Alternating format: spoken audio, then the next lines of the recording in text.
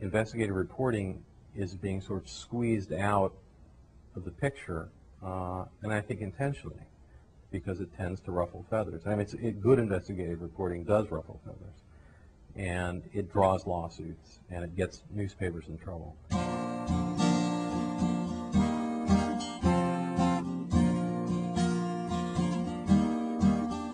Old pirates, yes, they rob I, sold I to the merchant ship. My name's Gary Webb. I am an investigative journalist. I've been an investigative journalist for about 25 years for daily newspapers. And in 1996, I wrote a series of stories entitled Dark Alliance, which was about CIA involvement in drug trafficking.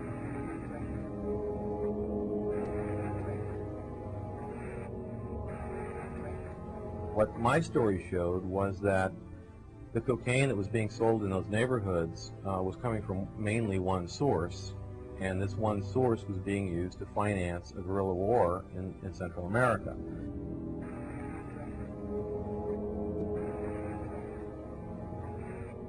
The general idea of the CIA dealing drugs was something that the American mainstream press had never written about before, and that's why it prompted outrage among blacks, among drug reform activists, among politicians, by the CIA, by every federal agency involved in the drug war, because it showed they weren't doing their jobs, that it was a fraud.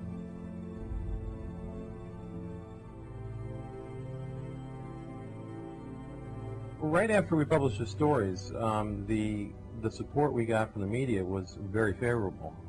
Newsweek magazine did a big piece on the story and said it was well documented and well researched. The website was getting like 1 million hits a day. There were marches in Watts, there were marches in Compton, there were candlelight vigils. Every California senator demanded an official investigation. So the story itself was really building momentum. The government reaction was no reaction. And this, I believe, was a very careful strategy, because nobody was going to believe the government if they came out and said we didn't do it. The proof was fairly overwhelming, since we had all these government documents showing that it had happened. So what happened was they let the so-called liberal press speak for them.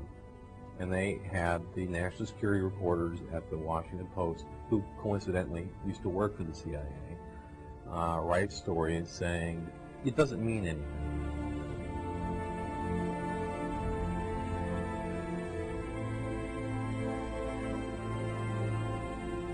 It was a distraction from what the story said, and it became sort of a media war between the Mercury News, which stood behind the story at that point, and the rest of the establishment media, who wanted us to back away from it. And part of that reason was because these major newspapers had written about this issue back in the 1980s, but had written about it very dismissively, as if this is nonsense, it doesn't happen, it never happened. And then 10 years later, we came back with documentation showing that it was absolutely true, and that it was worse than we thought.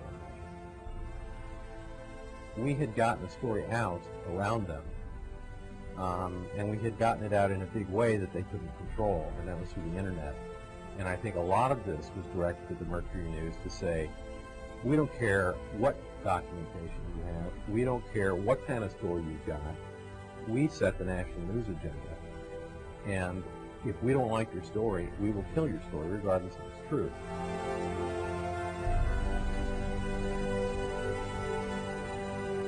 The media rejoiced when this came out because it meant they had won. They had forced a newspaper to back away from a story that was true, simply because of this barrage of criticism, of mindless criticism, essentially, that really took its toll on the editors of the newspaper. And they were being seen as sort of outcasts from the club. And I think they made a political decision that it was better in the long run to take a dive on this story and get back in the good graces of the rest of the media.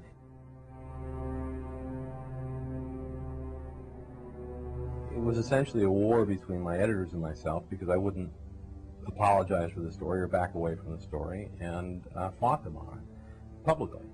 And so they transferred me to a bureau that was 140 miles from where I lived, and I called in sick a lot.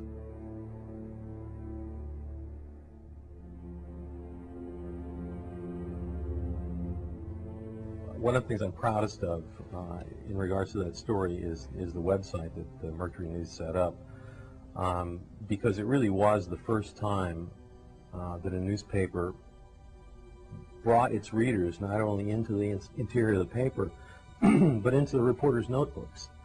You know, this was a story that, as I told my editors, had a very high unbelievability factor built into it. A lot of people were going to say, this can't be true. And this story became a sensation because of the website, not because of the story, but because people could get to it. And they could never have gotten to it before, because the San Jose Mercury News is a small regional newspaper in Northern California that you couldn't read if you lived in New York, or you couldn't read if you lived in LA. But this story you could read anywhere in the world and see all of our documentation. So it became, and we did this on purpose, to make it very hard to knock down, to make it very difficult for people to say this didn't happen. But they said it didn't happen anyway.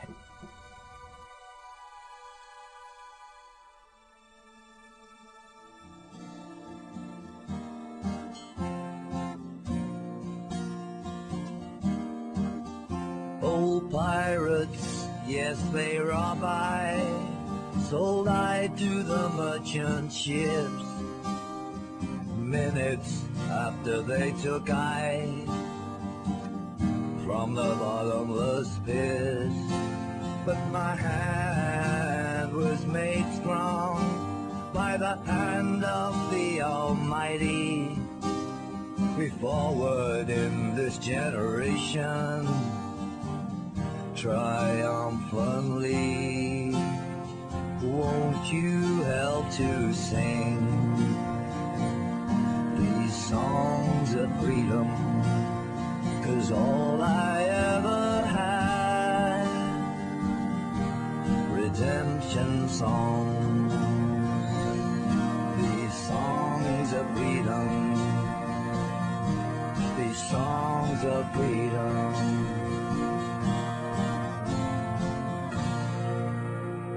Authentic journalism is telling people something that the government doesn't want them to know.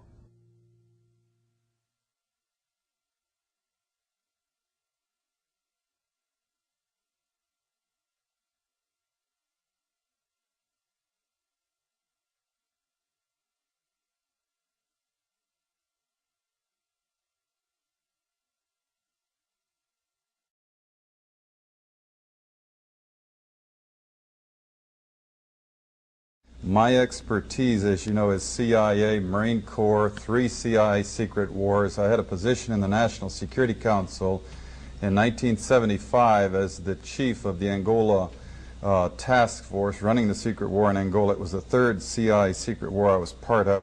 The National Security law creating the National Security Council and the CIA, as you know, was passed in 1947.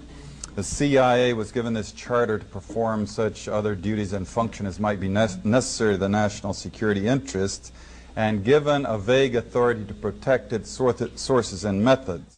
And I think it was in the mid-'80s that I coined this phrase, the Third World War, because in my research I realized that we were not attacking the Soviet Union and the CIA's activities. We were attacking people in the Third World. And I'm going to just quickly, in the interest of time, just give you a little sense of what that means, this Third World War. Basically, it's the third, I believe, in terms of loss of life and human destruction, the third bloodiest war in all of history. They undertake to run operations in every corner of the globe. They also undertook the license of operating just totally above and beyond U.S. laws. They had a license, if you will, to kill, but also they took that to a license to smuggle drugs, a license to do all kinds of things to other people in other societies in violation of international law, our law, and every principle of nations working together for a healthier and more peaceful world. Meanwhile, again, they battled to convert the U.S. legal system in such a way that it would give them control of our society.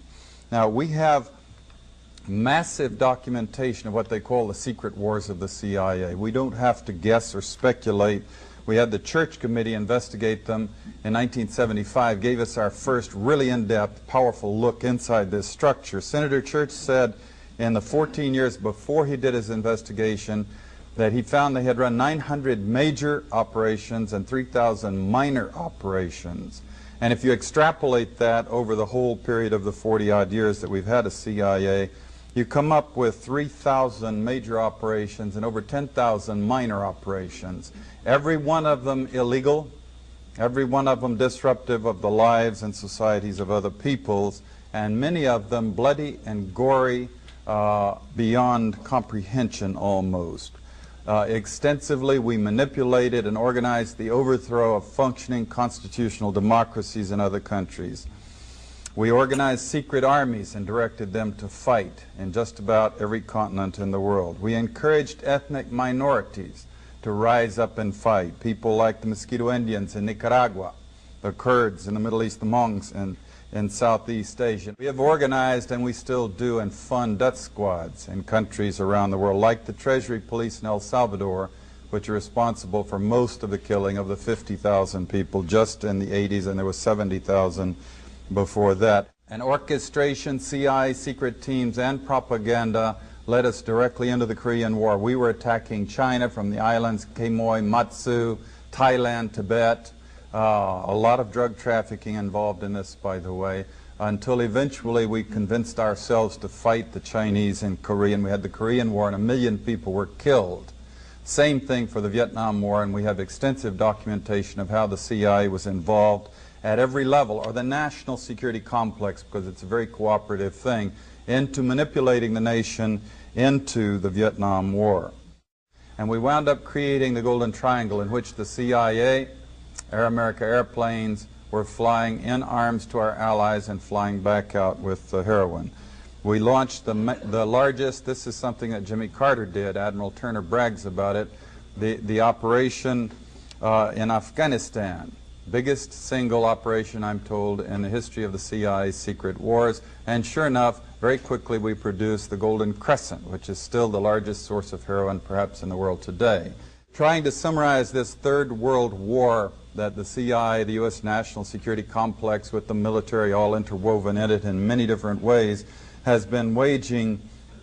Let me just put it this way. The best heads that I coordinate with studying this thing, we count at least minimum figure 6 million people who've been killed in this long 40-year war that we've waged against the people of the Third World. These are not Soviets. We have not been parachuting teams into the Soviet Union to kill and hurt and maim people, especially not since 1954, when they developed actually a capability of dropping atomic weapons on the United States. They aren't British, French, Swedes, Swiss, Belgians. We don't do bloody, gory operations in the countries of Europe. These are all people of the Third World. They're people of countries like the Congo, Vietnam, Cambodia, Indonesia, Nicaragua, where conspicuously they nor their governments do not have the capability of doing any physical hurt to the United States. They don't have ICBMs. They don't have armies or navies. They could not hurt us if they wanted to. There has rarely been any evidence that they really wanted to. And that, in fact, is perhaps the whole point. If they had had ICBMs, we probably wouldn't have done the things to them for fear of retaliation. Cheap shots, if you will, killing people of other countries of the world who cannot defend themselves under the guise of secrecy and under the rubric of national security.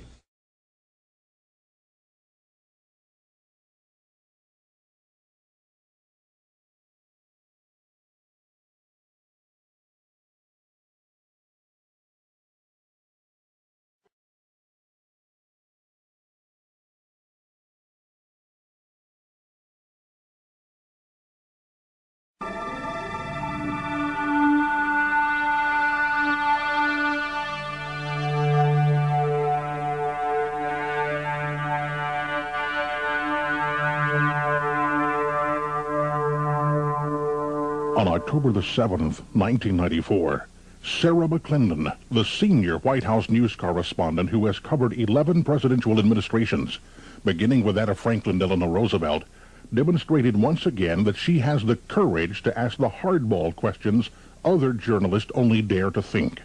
As she confronted William Jefferson Clinton about the Central Intelligence Agency's involvement in nefarious activities set at a remote airport in western Arkansas while Clinton was Arkansas's commander-in-chief, she finally cornered the man who was a co-conspirator in bypassing the Constitution of the United States of America. In doing so, the president was not only forced to address the looming scandal that may impeach him, Clinton once again demonstrated his trademark talent. He lied. Sir, the Republicans are trying to blame you for the existence of a small air base at Mena, Arkansas. This base was set up by George Bush and Oliver North and the CIA to help the Iran-Contras, and they brought in plane load after plane load of cocaine there for sale in the United States, and then they took the money and bought weapons and took them back to the Contras, all of which was illegally, as you know, under the Bolin Act.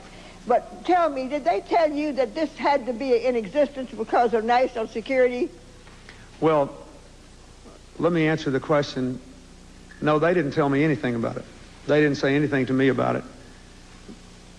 The airport in question and all the events in question were the subject of state and federal inquiries. It was primarily a matter for federal jurisdiction. The state really had next to nothing to do with it. The local prosecutor did conduct an investigation based on what was within the jurisdiction of state law. The rest of it was under jurisdiction of the United States attorneys who were appointed successively by previous administrations.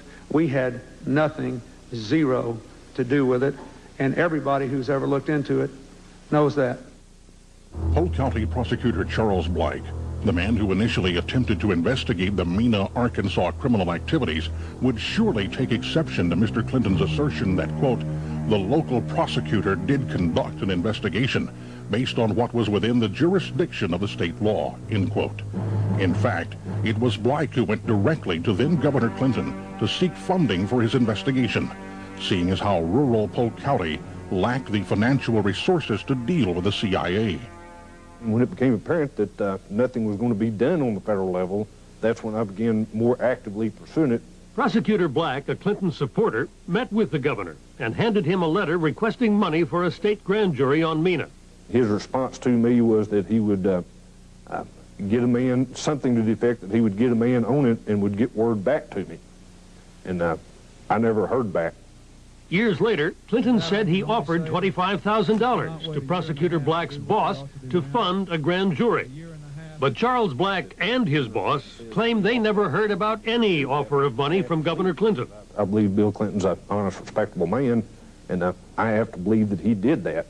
But the fact is, I never got that word myself. Blake wasn't the only man affected by uncooperative superiors who, for some strange reason, seemed willing to turn a blind eye to blatant disregard for America's laws. William Duncan, a senior IRS Criminal Intelligence Division investigator, was running headlong into invisible walls that were protecting what appeared to be an open wound in the Department of Justice. How far will the United States government go to protect an operation? Will they kill a case? I think history has shown that that can happen. Did it happen? In my opinion, yes. Duncan, through the Arkansas Attorney General's office, desperately sought funding to continue his investigation into the dark corners of the CIA's activities in Arkansas. But just as Prosecutor Blake had earlier experienced, Bill Clinton wouldn't help. The purse strings funding justice were drawn tight. So Clinton's response to Sarah McClendon about, quote, the state really had next to nothing to do with it, end quote, was another lie. The state, under Clinton's control, helped seal the fate of the Mena scandal by not funding a proper investigation. Even more shocking, when law enforcement failed to shield the citizens of Arkansas from the federal government's reckless disregard for the sovereignty of the state and its laws, a citizens group known as the Arkansas Committee gathered thousands of signatures and went directly to Clinton, demanding he lead the investigation. The results of the civilian effort? continued lies, deceit, and cover-up. What forces could be responsible for compromising the entire system of justice? Bill Clinton certainly knows. He was the governor of Arkansas who allowed the subversion of his state government by the shadowy forces radiating from the Reagan-Bush White House, when ex-CIA Director William Casey began using the CIA to illegally conduct secret foreign policy. This serious breach of America's constitutional authority was labeled by the media as Iran-Contra. This documentary will rewrite this dark period in American history and leave you with a gnawing question: who or what is running this country? Gun running. Mysterious CIA flights. Contra military training. Guerrilla pilot training. Clandestine airdrops. Tons of illegal drugs. Millions of dollars in dirty money. Covert activity in some third world banana republic, right? Wrong. Arkansas, America's own banana republic. The cost of living an exciting life is high. You can't sit in Baton Rouge and go to work from 9 to 5 on Monday through Friday and go to the LSU football games on Saturday night and church on Sunday morning and have an exciting life. That may be exciting to 99% of the population, but to me it's not. And the exciting thing in life to me is to get into a life-threatening situation. Now that's excitement. That was the voice of the late Adler Berryman Seal, pilot extraordinaire, soldier of fortune, drug smuggler, undercover agent for the FBI, DEA, U.S. Customs, and the Central Intelligence Agency. Barry Seal, who was ruthlessly assassinated in Baton Rouge, Louisiana in February 1986, plays a pivotal role, along with his C-123K military transport plane he affectionately named the Fat Lady, in chronicling the true history of Iran-Contra. This story is about unmasking the deception that was perpetuated upon the American people at a time in the mid-1980s when a small backward state, Arkansas, became the epicenter of a CIA-like operation designed to do an end run around congressional law. A black operation being backdoored out of the Reagan-Bush White House and set in place in rural western Arkansas under the watchful eyes of then Governor William Jefferson Clinton. We will expose the ongoing cover-up, which has now spanned 3 presidential administrations, a cover-up designed to keep the American people in the dark about the unthinkable, that trafficking in cocaine is justified in the pursuit of national security and foreign policy.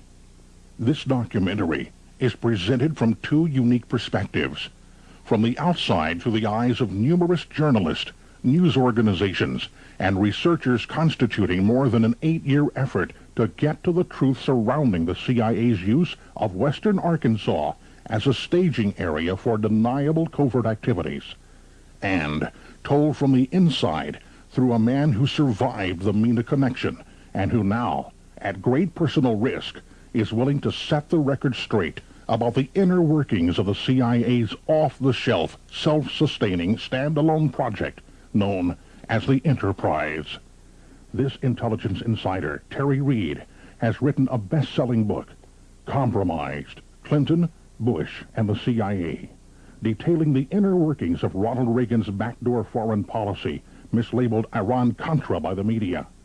Terry will join us later in this documentary to lead us through this maze of deceit that was the brainchild of George Herbert Walker Bush, and which compromised Bill Clinton. So what were Barry Seal's CIA-assigned tasks at MENA? First, the Contras needed guns. Arkansas's National Guard armories had most of the component parts in inventory from which to build guns. All that was lacking was to enlist the manufacturing services of a small clandestine group of trusted Arkansas manufacturing companies, and the recipe would be complete. They would build the critical gun parts that by law, produce a paper trail from the manufacturer to the end user. Only in this case, per CIA instructions, there would be no serial number stamped into the parts and no documentation created to leave an embarrassing trail. Untraceable weapons would seemingly appear from nowhere, and Barry Seal would then fly the munitions to staging areas in Central America with the help of his CIA-provided C-123 cargo plane, the Fat Lady, which had a gross weight capability of 60,000 pounds.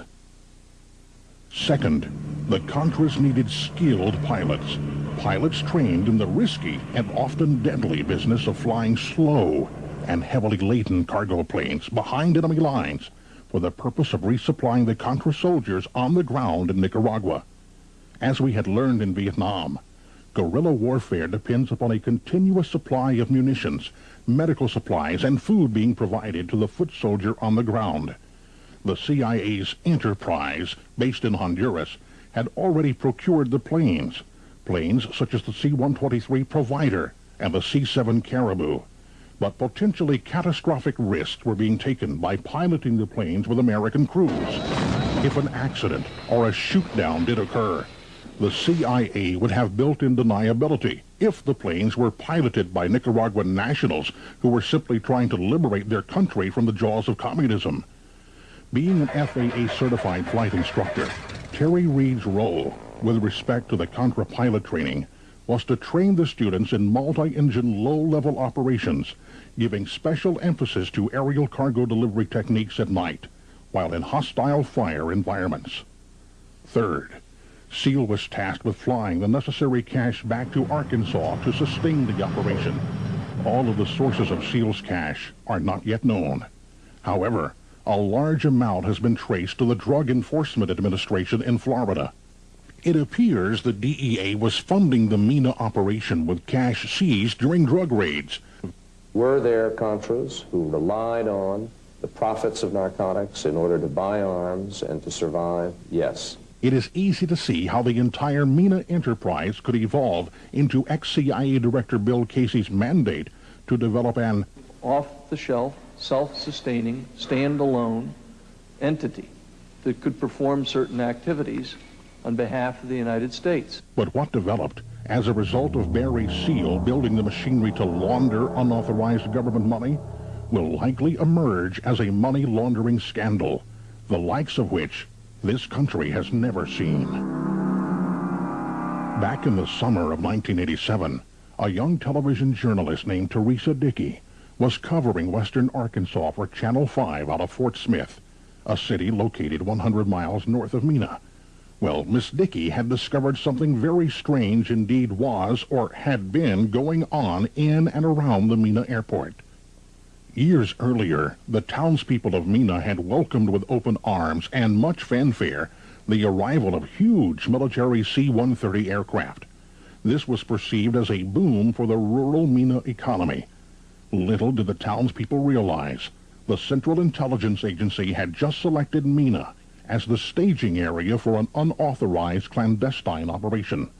Initially, Dickey thought that perhaps she was witnessing the results of then-Governor Bill Clinton's aggressive industry recruitment program, a recruitment program designed to drag Arkansas beyond its hillbilly, corncob pipe and moonshine image by luring out-of-state businesses into Arkansas through promises of state-backed low-interest loans, nearly free land and buildings, coupled with huge tax incentives.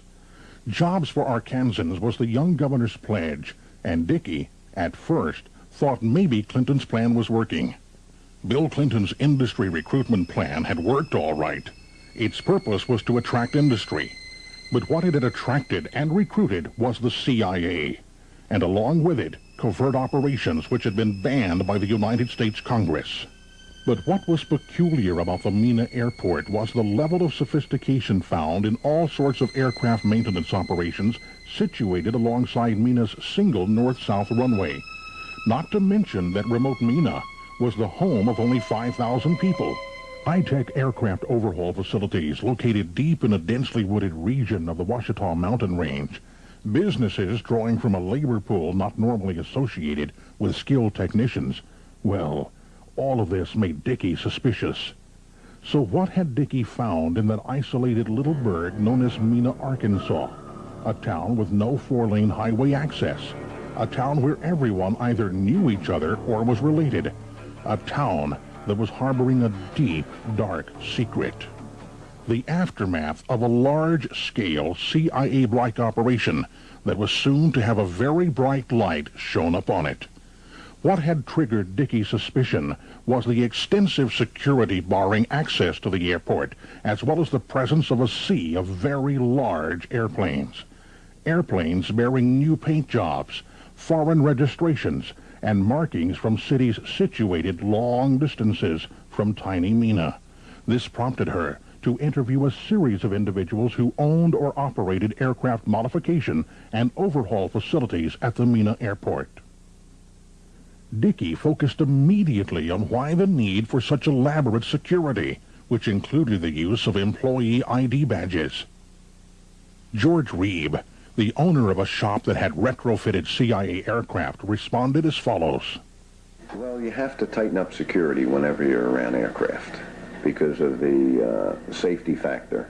And I think it's a good idea because, you know, since we're growing so fast, a lot of times you're not familiar with all your employees. And to have badges, you can distinguish who's an employee and who's an employee for another company on the field versus just someone coming in to look around. And you can't quite have that.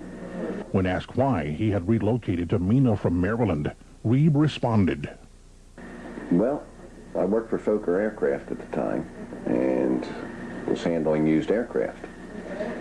And one of the customers told me about Mena, Arkansas, to have aircraft refurbished, and I'd never heard of Mena, Arkansas before.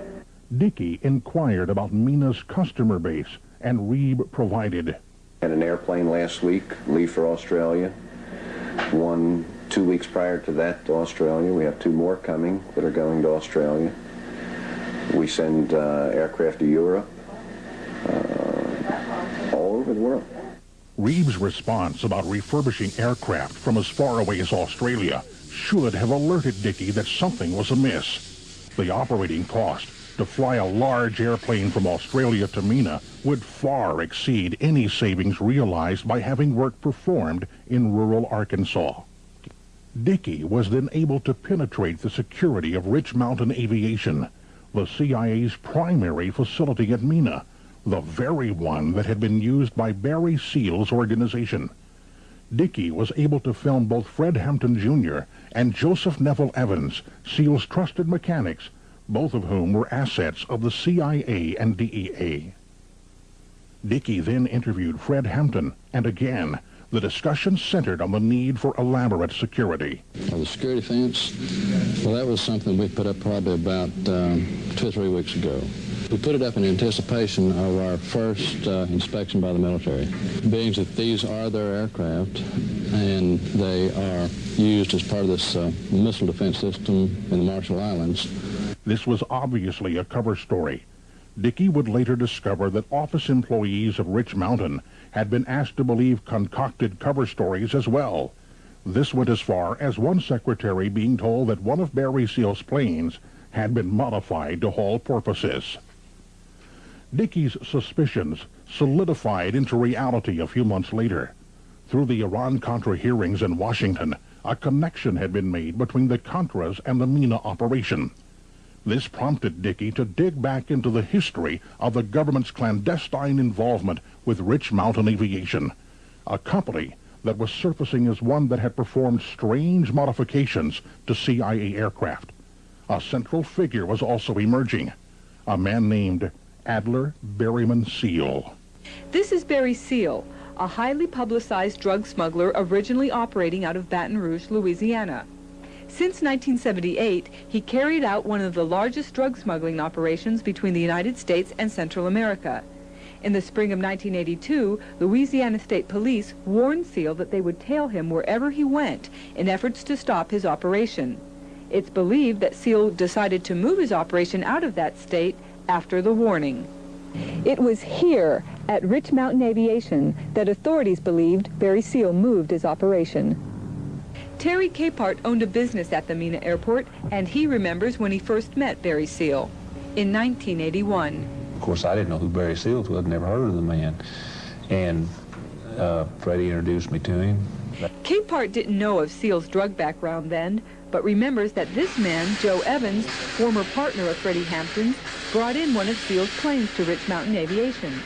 Evans declined to comment for TV5 News, saying it's his policy to, quote, keep quiet, unquote. Capehart said he began to see more and more of Barry Seal, especially after the spring of 1982. He didn't suspect anything until the Polk County Sheriff called him in with some troubling information. I came in possession of some information that indicated some aircraft being serviced and stored on the airport here was being used in an illegal international operation.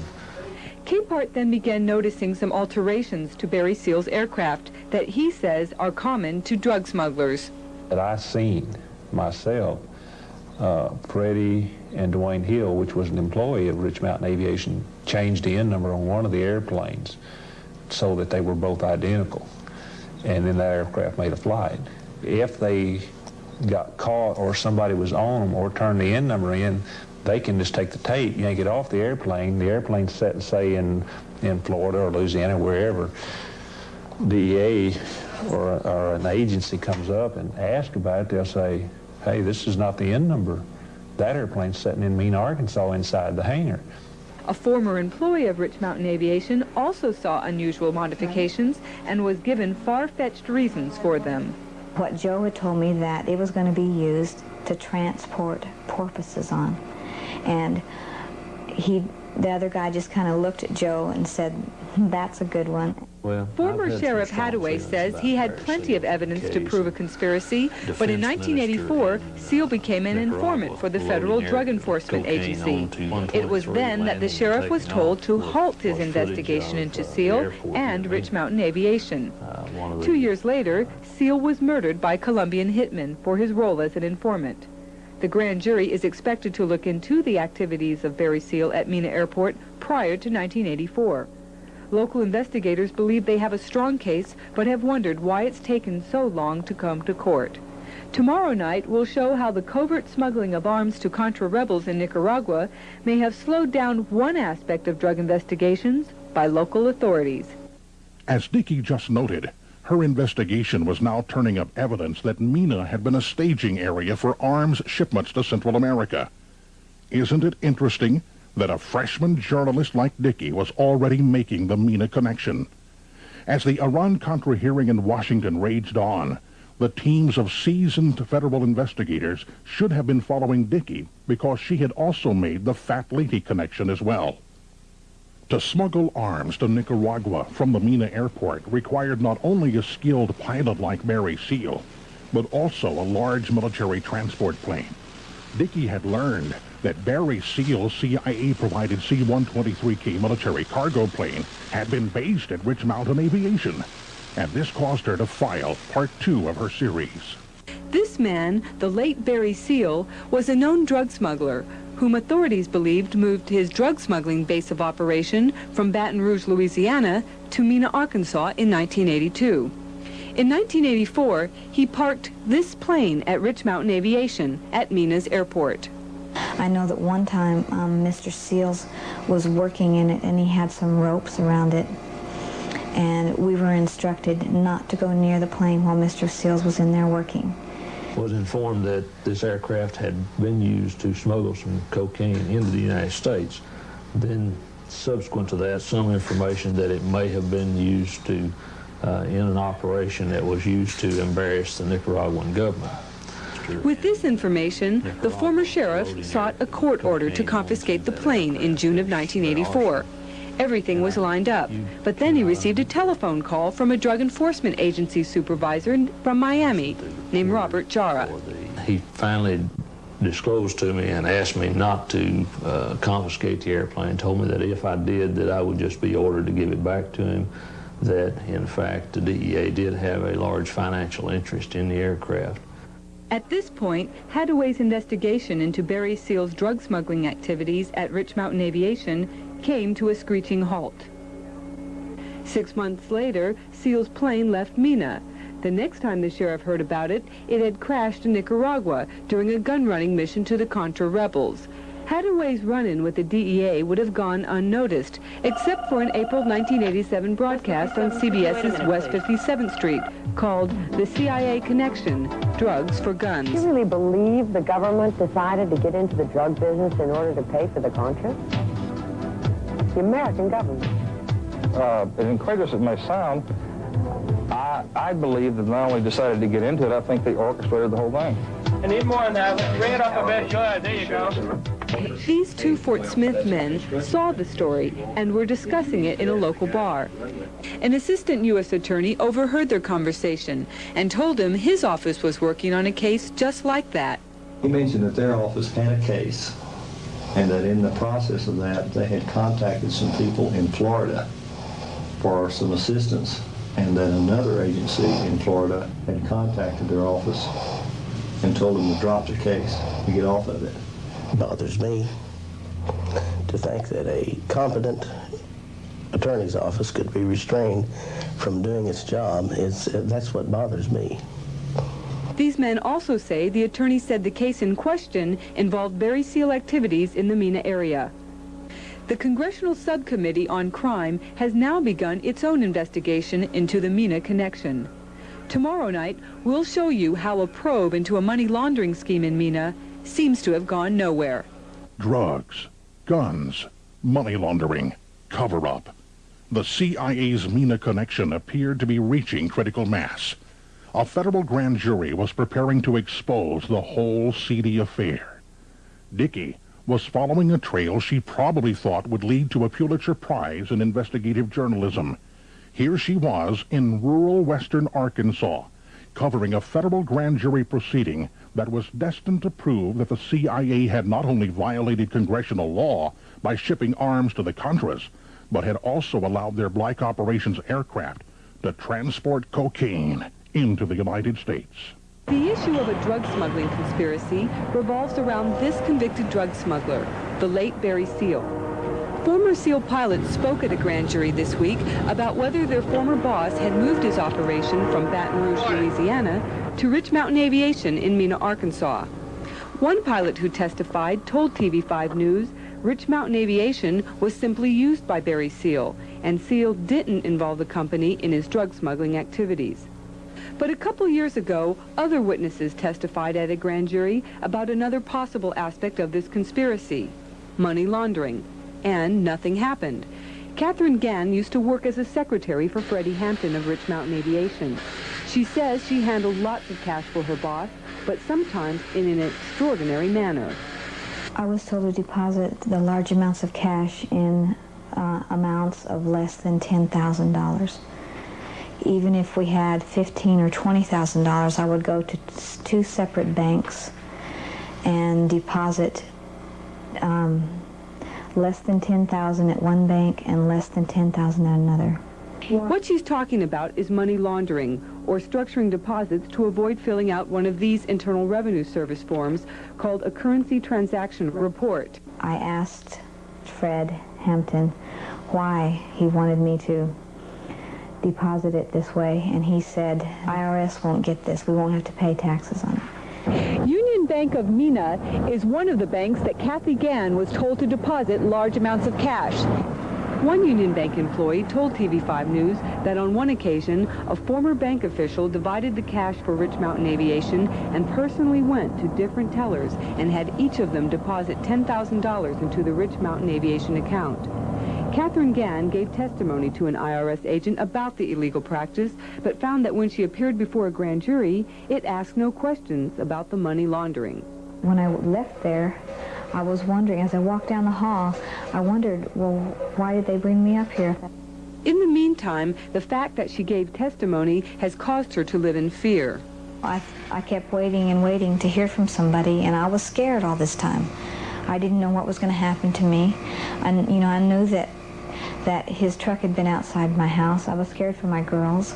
People close to this issue wonder why such a cut and dried case failed to produce indictments. The former Polk County Sheriff has lost faith in the process of justice. Really do not have a great deal of confidence in the function of the federal criminal justice system at this time.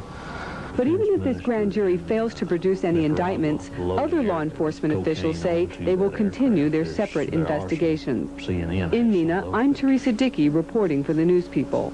You are probably wondering, how many indictments did the Fort Smith grand jury hand up?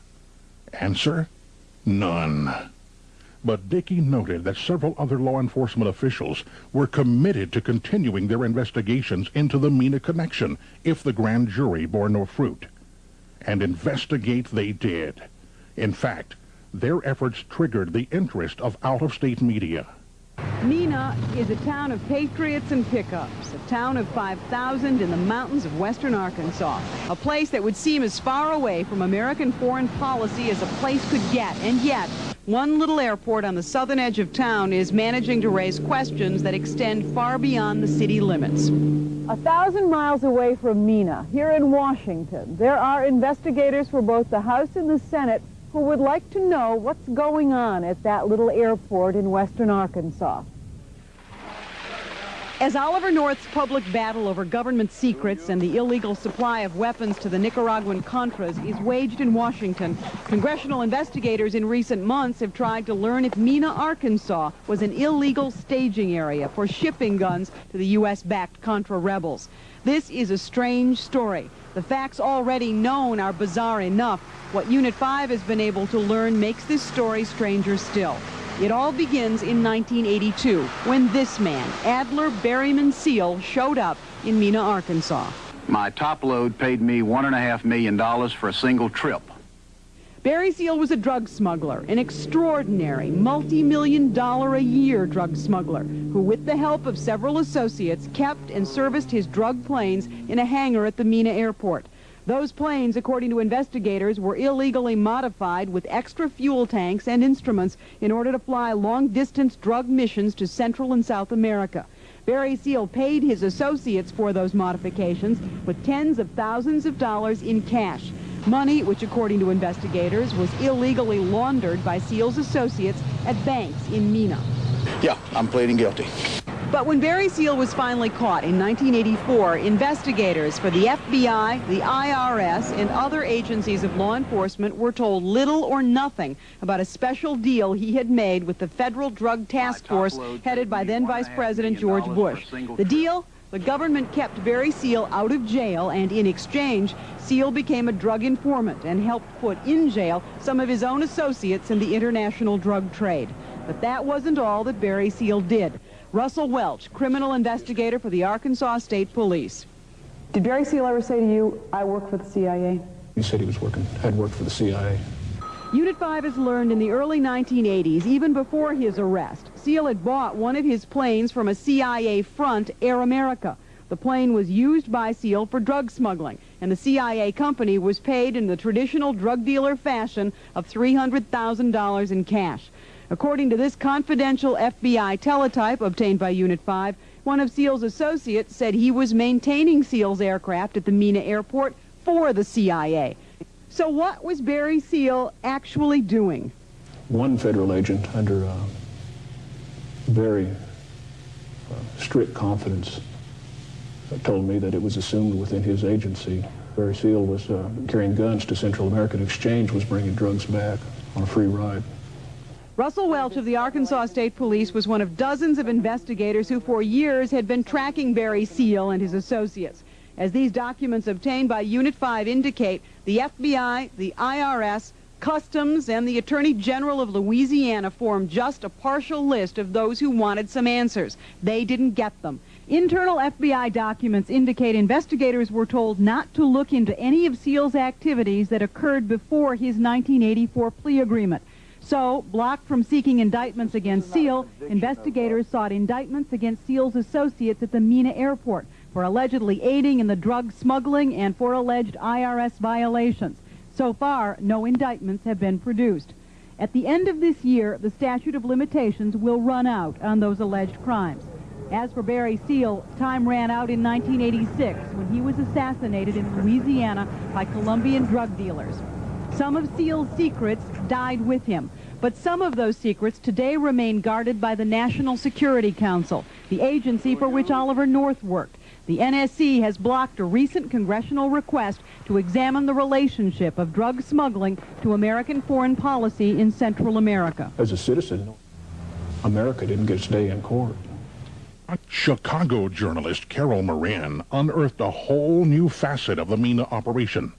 As her investigation continued, she connected the dots from Mena to Washington and discovered that a major portion of Oliver North's Contra assistance program took place in a wooded, mountainous region north of the Mena airport.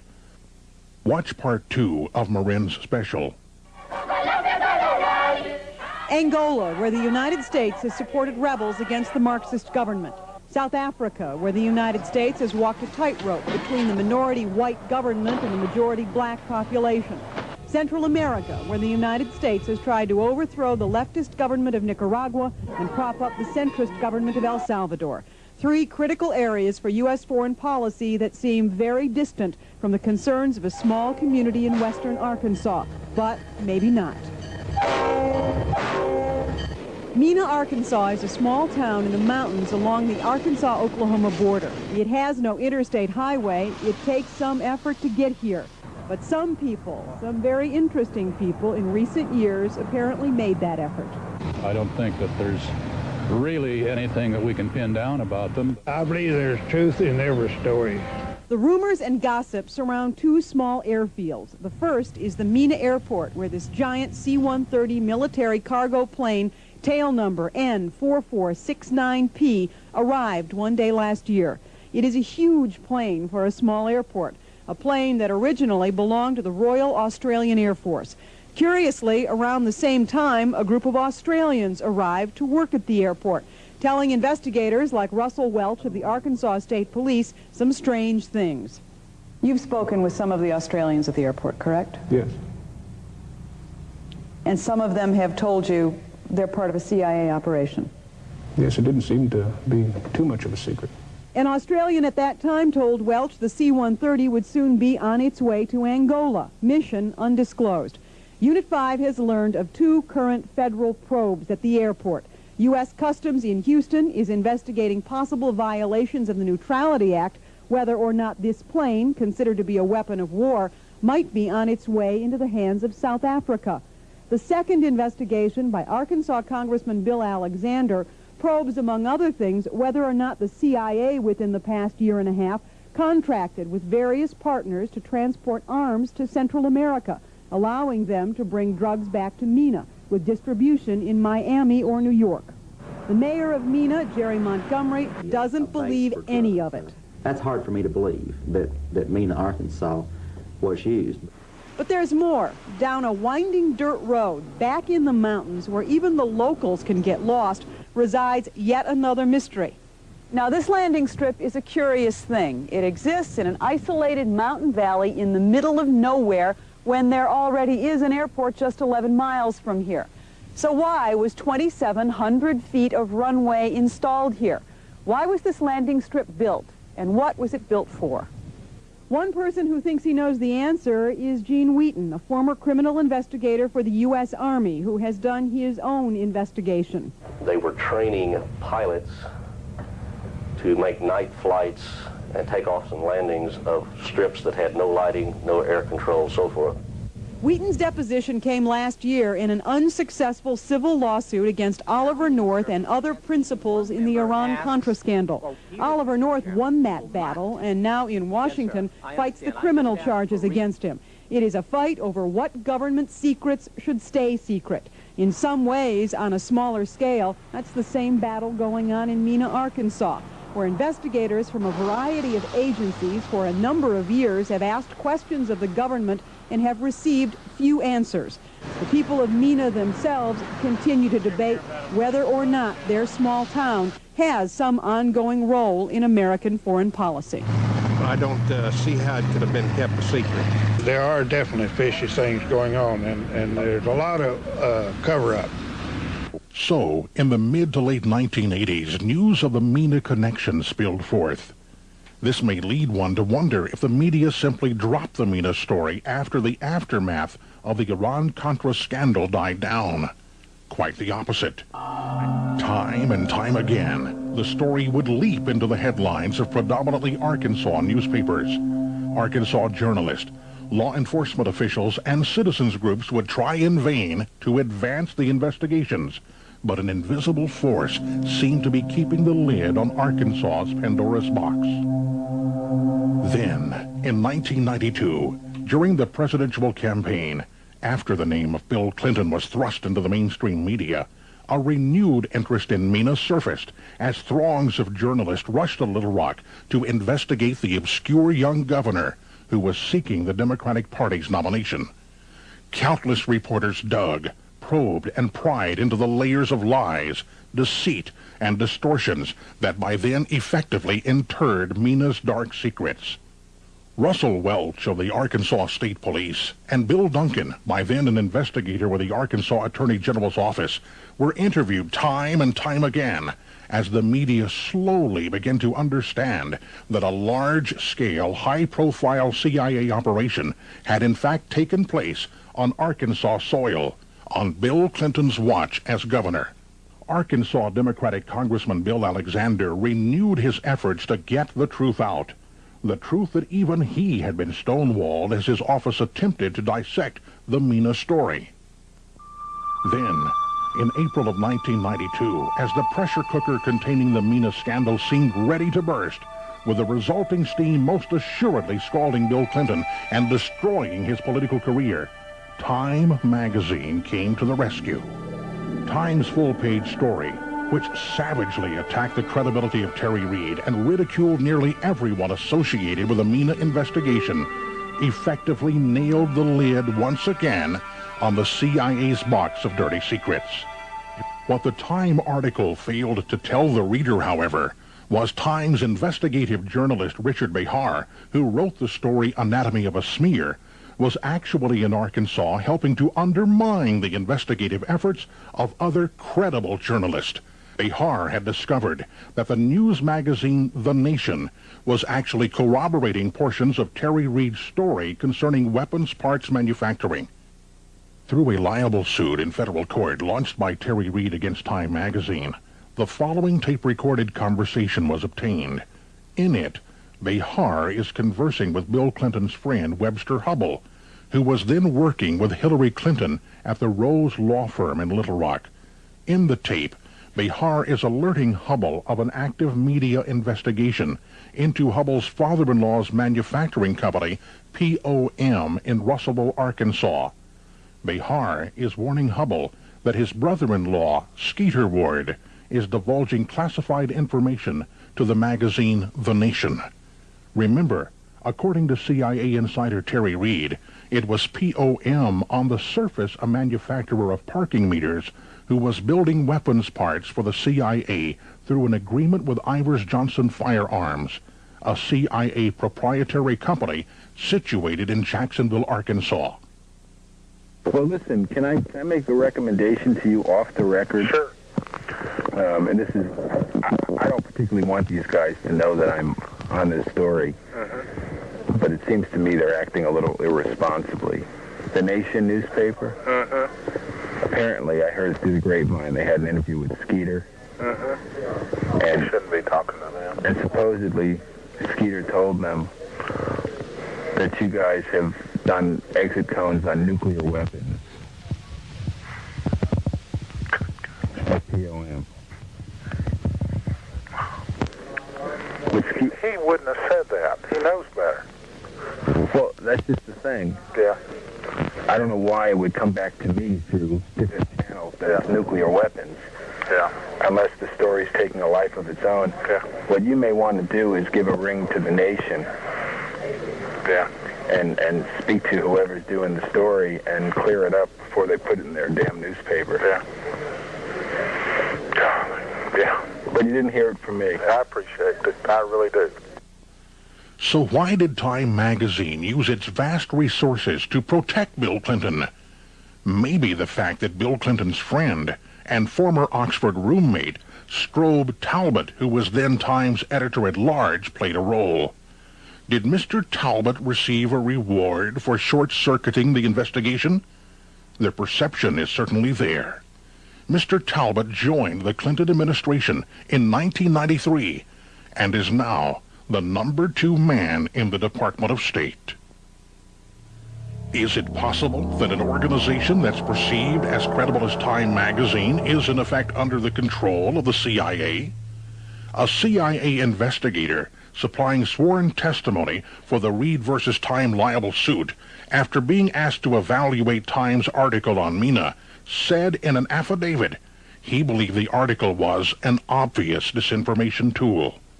So, with Time magazine's help, it appeared that Mina would die and the truth would never come out.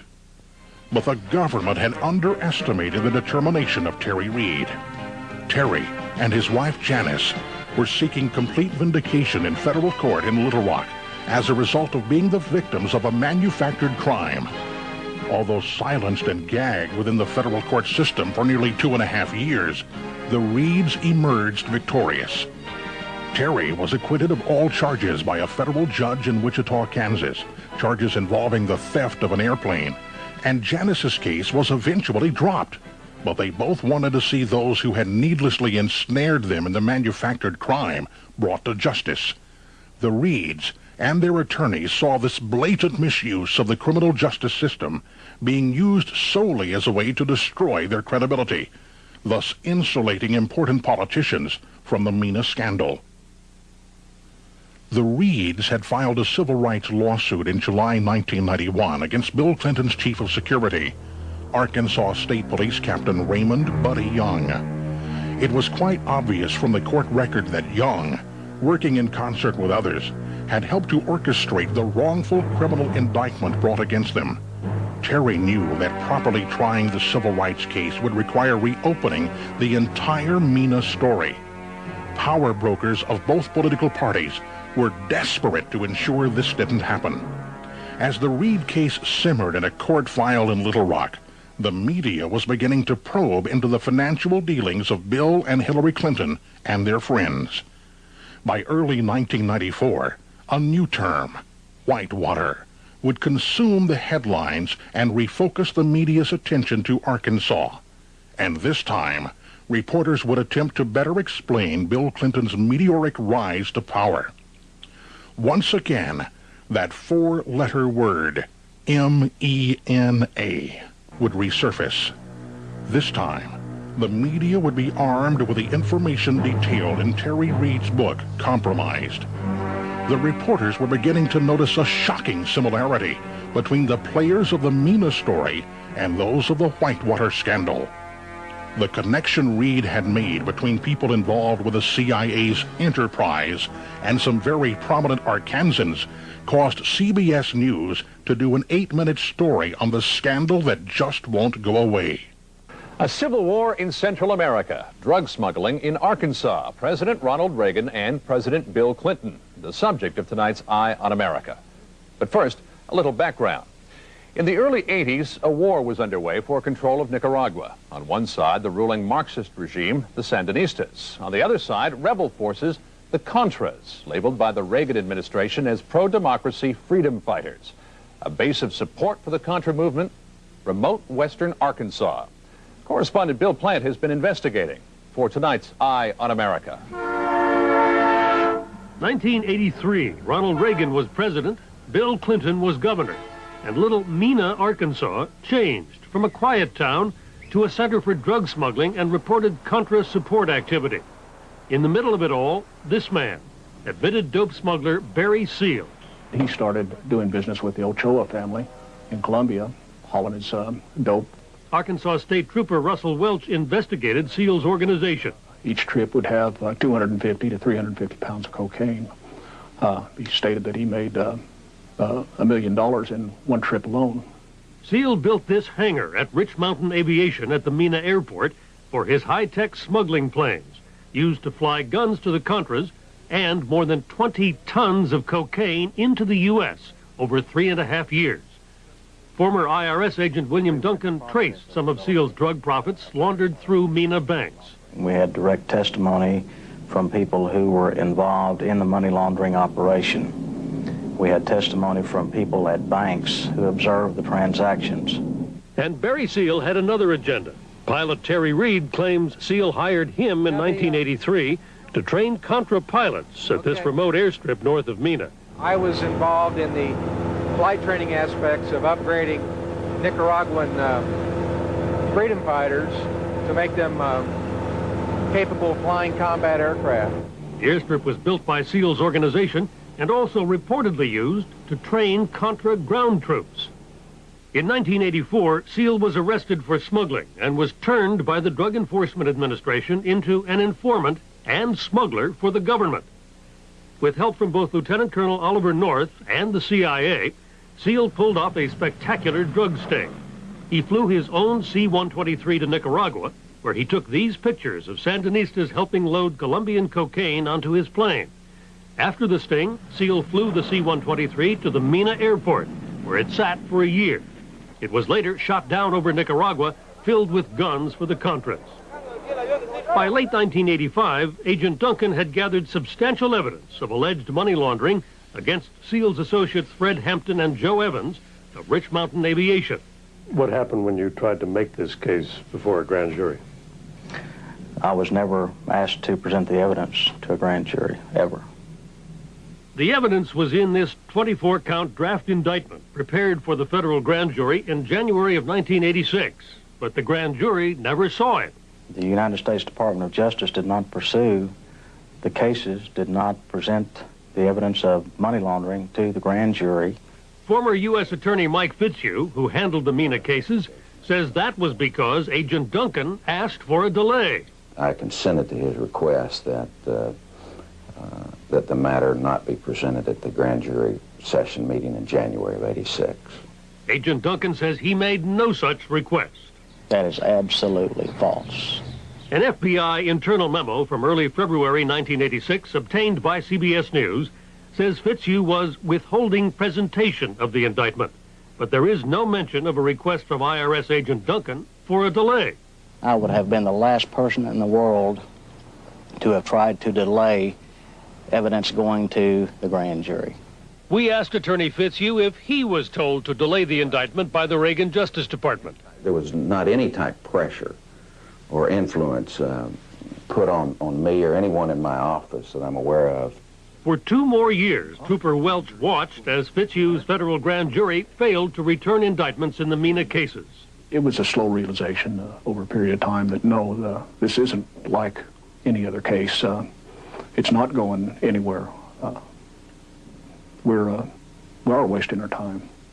By 1988, Trooper Welch and Agent Duncan had given up on the Reagan Justice Department, but not on their investigation. They had hopes that the state of Arkansas could impanel a grand jury to hear evidence of money laundering, drug smuggling, and conspiracy. They went directly to then-Governor Bill Clinton. That part of the story in a moment.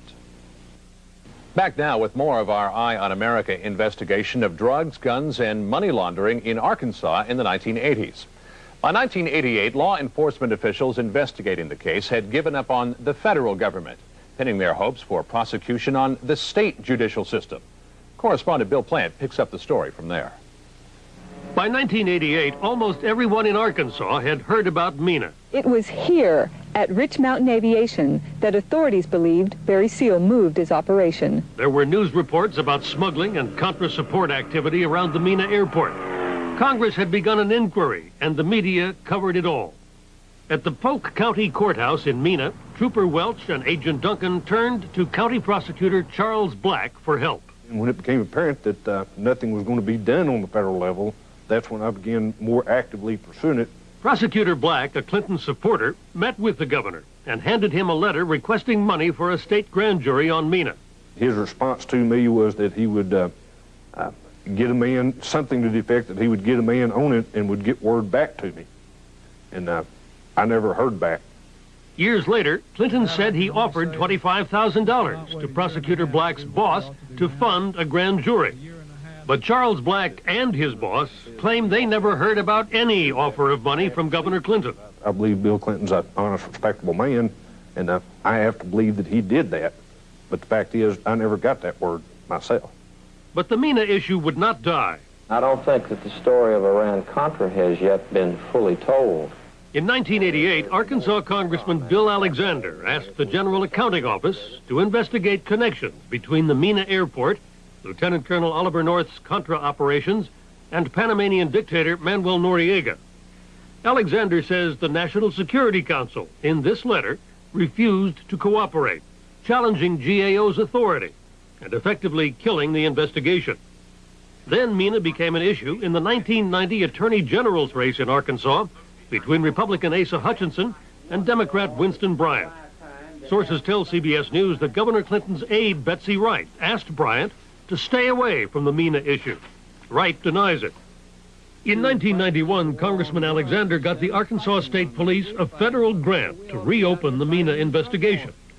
Sources tell CBS News that Governor Clinton's staff was involved in the discussions about what to do with that grant. The money went to State Police Chief Tommy Goodwin. That money was discussed around here for quite a while, and we finally said, we'll just turn it back. We don't have anything to spend it on. Well, what happened to the state case? Nothing happened to the state case. A grand jury was never called. It just died. I maintained a certain amount of faith that at some point the problem would be solved. That never occurred. Has not occurred. Has not occurred to this date. Barry Seal's organization helped the Contras, smuggled tons of cocaine, and laundered drug profits through Arkansas. Why did the Reagan Justice Department fail to prosecute? Did Bill Clinton, then the governor, fail to provide leadership and support for a successful state prosecution? The White House says he did all he could. But Agent Duncan, Trooper Welch, Prosecutor Black, and a lot of other people are still looking for answers. In Washington, this is Bill Plant for Eye on America.